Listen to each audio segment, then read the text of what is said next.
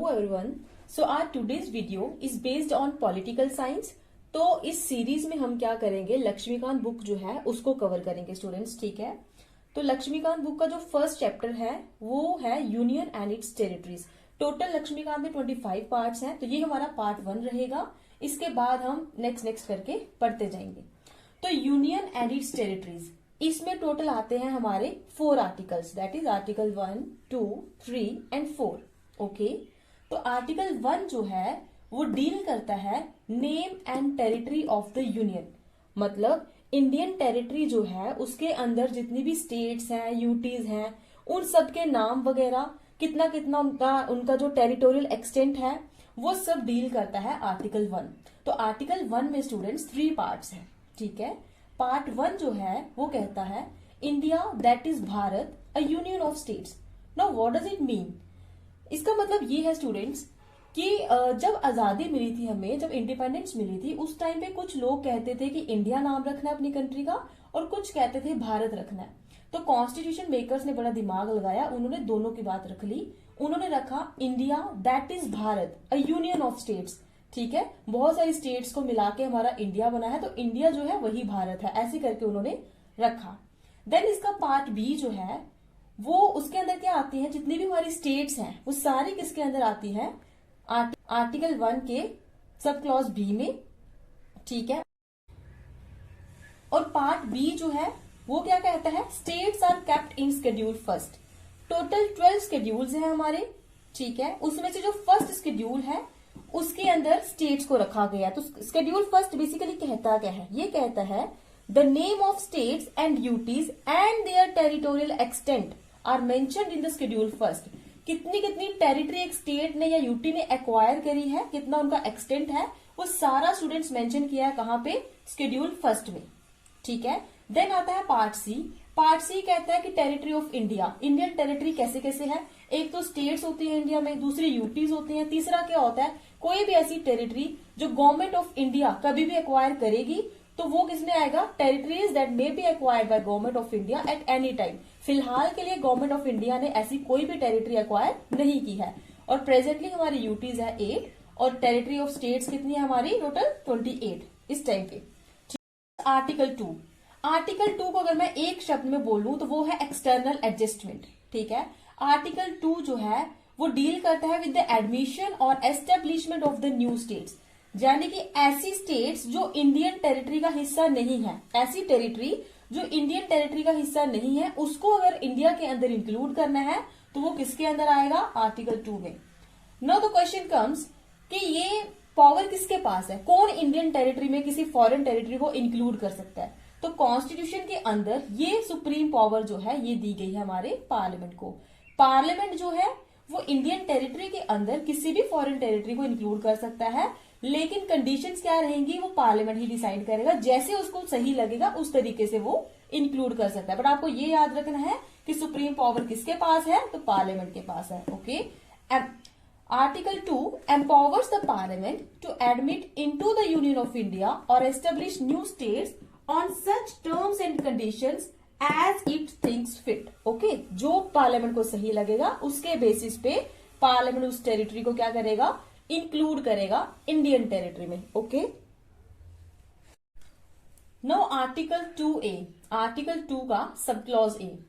देखो स्टूडेंट्स, क्या था कि सिक्किम जो है वो पहले इंडियन टेरिटरी का हिस्सा नहीं था, ठीक है। सिक्किम अपने आप में एक अलग स्टेट थी, पहले फॉरेन टेरिटरी थी बेसिकली ये। तो इसको हमने इंडियन टेरिटरी में इंक्लूड किया कैसे, पहले तो हमने सिक्किम को एक एसोसिएट स्टेट बनाया by 35th constitution amendment act 1974 में, ठीक है। 35th कॉन्स्टिट्यूशन अमेंडमेंट एक्ट करी हमने, तो हमने इसको एसोसिएट स्टेट बनाया, मतलब अपनी स्टेट के साथ, अपनी कंट्री के साथ इसको हमने एसोसिएट किया, सो दैट कि हम पता कर सके कि हाँ ये इंडियन टेरिटरी के जो लोग हैं उनके साथ कॉपरेट कर सकते हैं, इनका जो कल्चर है ये रह सकते हैं अच्छे से कि नहीं, ये चेकआउट करने के लिए। उसके बाद हमने क्या किया, 36th कॉन्स्टिट्यूशन अमेंडमेंट एक्ट लाया 1975 में, जिसके तहत हमने सिक्किम को एक फुल फ्लेज्ड स्टेट बना दिया, ठीक है। सिक्किम जो है हमारी 22nd स्टेट बनी थी students. Okay, then comes article 3। देखो स्टूडेंट्स, क्या होता है कि जो आर्टिकल 3 है वो डील करता है with the formation of new states and alteration of areas, boundaries और नेम्स ऑफ एग्जिस्टिंग स्टेट्स। अब इन सब चीजों का मतलब क्या है? देखो, कोई पर्टिकुलर इंडियन स्टेट है फॉर एग्जाम्पल, ठीक है, तो उसके अंदर हमने कोई चेंज लानी है। फॉर एग्जाम्पल बहुत बड़ी स्टेट है, उसको गवर्न करने में दिक्कत आ रही है, ठीक है, तो हम क्या करेंगे, उस स्टेट को दो हिस्सों में डिवाइड कर देंगे, मतलब उस एक स्टेट से दो स्टेट्स बना देंगे, फॉर एग्जाम्पल तेलंगाना, ठीक है। तो ये सब चीजें करने का जो तरीका है ये किसके अंदर आता है? आर्टिकल 3 के अंदर। एक वर्ड में बोलूं स्टूडेंट्स, तो इंटरनल रीएडजस्टमेंट जो होती है वो आती है आर्टिकल 3 में। आर्टिकल 2 जो है वो एक्सटर्नल रीएडजस्टमेंट की बात करता है और आर्टिकल 3 जो है वो इंटरनल रीएडजस्टमेंट की बात करता है। मतलब इंडियन टेरिटरी के अंदर जितनी भी स्टेट्स है उनके साथ अगर आपको कोई छेड़खानी करनी है तो वो आर्टिकल 3 में आएगा, और फॉरेन टेरिटरी के साथ कोई छेड़खानी करनी है तो वो आर्टिकल 2 में आएगा। ओके, अब देखो, इसको याद करने का एक तरीका है, सब लोग यूज करते हैं ट्रिक फिदा नाम से, ठीक है। अगर आपको इंडियन स्टेट कोई फॉर्म करनी है तो एफ के साथ वो हो गया, आई के साथ किसी पर्टिकुलर एरिया, स्टेट के एरिया को आपको इंक्रीज करना है तो वो हो गया, डी के साथ एरिया को डिमिनिश करना है, कम करना है तो वो हो गया, ए के साथ ऑल्टर द बाउंड्रीज, बाउंड्रीज में कोई चेंज लाना है किसी पर्टिकुलर स्टेट की तो वो कर सकते हो, या फिर अल्टर द नेम, ठीक है, तो किसी पर्टिकुलर स्टेट या यूटी के नेम को अगर आपने अल्टर करना है तो आप वो कर सकते हो। अब ये सब करने का जो तरीका है, इसके लिए दो कंडीशंस होती हैं बेसिकली। देखो, पार्लियामेंट में कोई भी काम करना है तो पार्लियामेंट में पहले क्या होता है? बिल इंट्रोड्यूस होता है। अब आर्टिकल 3 के लिए जो बिल इंट्रोड्यूस होता है स्टूडेंट्स, वो सिर्फ और सिर्फ प्रेसिडेंट की परमिशन से ही होता है। मतलब प्रेसिडेंट से परमिशन लेके फिर आप उस पर्टिकुलर बिल को इंट्रोड्यूस करोगे, कहां?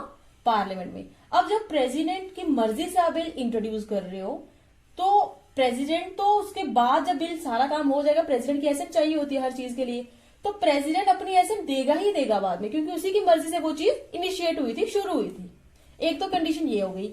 दूसरा, ये प्रेसिडेंट की रिस्पॉन्सिबिलिटी बनती है स्टूडेंट्स कि जिस पर्टिकुलर स्टेट के साथ आप छेड़खानी कर रहे हो उसके एरिया को इंक्रीज, डिक्रीज या कुछ भी कर रहे हो, ठीक है, तो ये प्रेसिडेंट की ड्यूटी बनती है कि वो सेम बिल रेफर करे उस पर्टिकुलर स्टेट को with in a specified time. एक पर्टिकुलर टाइम पीरियड के लिए वो वही सेम बिल रेफर करे एक पर्टिकुलर स्टेट को। अब वो स्टेट जो है उसके लिए क्या ओपिनियन देती है वो सेंटर के लिए मायने नहीं करता। अब सेंटर की मर्जी है कि वो उस पर्टिकुलर स्टेट के ओपिनियन को मान भी सकती है और नहीं भी मान सकती। अगर नहीं मानेगी तो स्टेट उसमें कुछ खास कर नहीं सकती, ठीक है। और यहाँ पे एक चीज याद रखना, in case of UT no need to refer, ठीक है, parliament can take any action. तो मतलब यूटी के केस में क्या, यूटी के केस में क्या है स्टूडेंट्स कि पार्लियामेंट जो है वो डायरेक्ट एक्शन ले सकती है, उसको वो कोई भी बिल रेफर करने की उस पर्टिकुलर यूटी को जरूरत नहीं है, क्योंकि यूटी जो है उसको डायरेक्टली एडमिनिस्टर कौन करता है? सेंटर। ओके, अब देखो स्टूडेंट्स, आर्टिकल 3 क्या कहता है? According to article 3, India can readjust only its internal territory, but it cannot give its land territory to any country without any constitutional amendment act. India जो है आर्टिकल 3 के according अपनी जो इंटरनल टेरिटरी है सिर्फ उसी में छेड़खानी कर सकता है। अपनी लैंड टेरिटरी किसी फॉरेन कंट्री को बिना किसी कॉन्स्टिट्यूशनल अमेंडमेंट एक्ट के दौरान नहीं दे सकता, ठीक है। अगर आपको इंडियन टेरिटरी किसी फॉरेन टेरिटरी को देनी है तो उसके लिए आपको कॉन्स्टिट्यूशन के अंदर अमेंडमेंट करनी पड़ती है। ओके, अब देखो कुछ एग्जांपल्स देखते हैं कि कैसे एक स्टेट से दूसरी स्टेट बनती है। एमपी से छत्तीसगढ़ बनी कब? 1 नवंबर 2000 में। सेम यूपी से उत्तराखंड बनी 9 नवंबर 2000। देन बिहार से झारखंड बना 15 नवंबर 2000 में, और बड़ा ही रिसेंट जेएंडके से यूटी बन गया वो 2019 में। Okay, then comes article 4। Article 4 जो है वो क्या बात बोलता है स्टूडेंट्स? देखो, आर्टिकल 2 और 3 जो है उसको हम आर्टिकल 368 के अकॉर्डिंग कॉन्स्टिट्यूशनल अमेंडमेंट नहीं मानते। क्यों? क्योंकि जो 368 आर्टिकल है उसके अकॉर्डिंग कॉन्स्टिट्यूशन के अंदर अमेंडमेंट उन्हीं चीजों को माना जाएगा जो विद स्पेशल मेजोरिटी अमेंडमेंट लाई जाएगी, और ये तो सिंपल मेजोरिटी से होते हैं दोनों काम, ठीक है। तो इसलिए article 2 and 3 are not considered under article 368।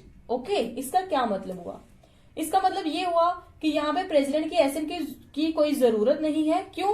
क्योंकि हमने ये बिल उसकी मर्जी से ही लाए हैं। ओके, अब आप देखो स्टूडेंट, सिंपल मेजोरिटी क्या होती है? एक होती है सिंपल मेजोरिटी, एक होती है स्पेशल मेजोरिटी, अलग अलग तरह की होती है। यहाँ पे सिंपल मेजोरिटी की बात आई तो हम आपको यही क्लियर करते हैं, ठीक है। सिंपल मेजोरिटी ऐसी मेजोरिटी होती है स्टूडेंट्स, यहाँ पे मोर देन 50% ऑफ मेंबर्स की एसेंट चाहिए होती है, मतलब उनकी जब वो वोटिंग करते हैं तो उनकी आपको मेंबरशिप चाहिए होती है, ठीक है, कि हाँ भाई इतने लोगों ने हाँ कर दी।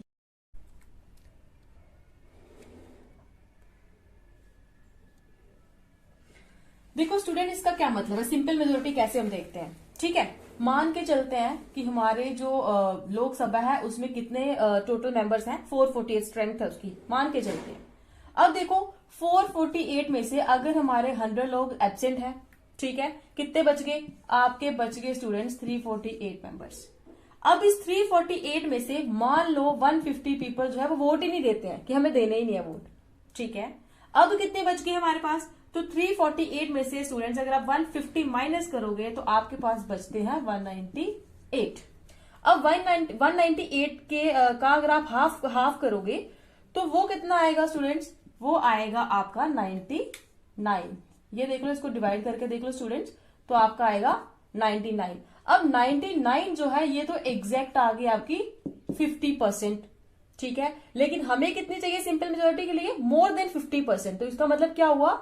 99 में अगर एक भी बंदा एक्स्ट्रा आ रहा है ना तो वो आपका मोर देन 50% होगा। तो 99 प्लस 1, आगे जितने भी हो जाए लेकिन प्लस 1 एटलीस्ट होना चाहिए, तो ये आपकी हो जाएगी मोर देन 50%, ठीक है। तो आर्टिकल, ये अपने जो आर्टिकल 2 और 3 है, ये सिंपल मेजोरिटी से जो है यहाँ पे अमेंडमेंट होती है, ठीक है। इसके लिए कोई आपको स्पेशल मेजोरिटी नहीं चाहिए, क्योंकि जिसमें स्पेशल मेजोरिटी चाहिए वही आर्टिकल अंडर 368 आते हैं, बाकी जितने भी सिंपल मेजोरिटी से है वो उसके अंडर नहीं आते, ओके। जो है वो डील करता है with the name of states and duties and their territorial extent, कितना उनका टेरिटरी कहां कहां तक एक्सटेंडेड है वो सारी डील करते हैं हम शेड्यूल फर्स्ट के अंदर। और शेड्यूल फोर्थ जो है वो डील करता है स्टूडेंट्स, राज्यसभा में जो सीट्स अलॉट होती है स्टेट्स को, वो आती है किसके अंदर? शेड्यूल फोर्थ के अंदर। अगर आप किसी पर्टिकुलर स्टेट की मतलब उसका एरिया ही लगा लो, फॉर एग्जाम्पल इंक्रीज कर रहे हो, डिक्रीज कर रहे हो, तो जाहिर सी बात है पॉपुलेशन भी डिवाइड होगी, तो हमारी जो सीट्स है वो तो उसी के बेसिस पे हमें मिलती है पार्लियामेंट में, तो ठीक है, उनके अंदर भी क्या आएगी? चेंजेस आएंगी। नेक्स्ट, हमारा जो कॉन्स्टिट्यूशन था वो ओरिजिनली इंग्लिश में लिखा गया था, उसको ट्रांसलेट किया हिंदी में, किसने किया? श्री वसंत कृष्ण वैद्य। अभी तो हमने सिर्फ 4 आर्टिकल्स जो है वही कवर किए हैं, वीडियो थोड़ी लंबी हो जाएगी, इसलिए इसका जो पार्ट 2 है वो मैं जल्दी लेके आऊंगी। फिर हमारा जो फर्स्ट पार्ट है ये पूरा का पूरा कंप्लीट हो जाएगा। उस पार्ट में हम लोग पढ़ेंगे कौन कौन सी ऐसी कमीशन आई थी जिसके तहत ये सारी जो फॉर्मेशन हुई थी स्टेट्स की। सो आज के लिए इतना ही, मिलते हैं नेक्स्ट वीडियो में। Till then take care, bye bye, thank you.